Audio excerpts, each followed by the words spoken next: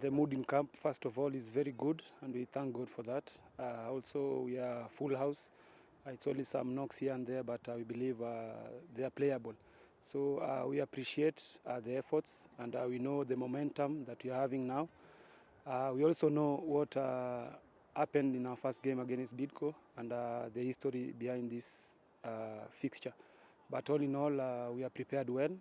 The confidence now is in the team, and we hope to at least turn around the tables, at least to win this game, to try and win the games that we lost or drew in the first leg. So as we start the second leg tomorrow, we believe and we are hopeful that we are going for maximum points.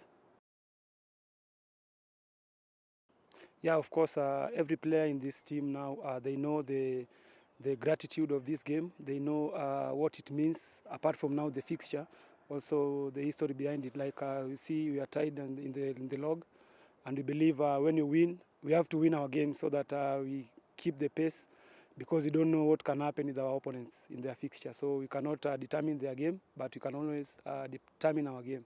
So for us, we are focused on winning our matches, and we believe we're starting from tomorrow. So there's no room now for laxity or even dropping any kind of points.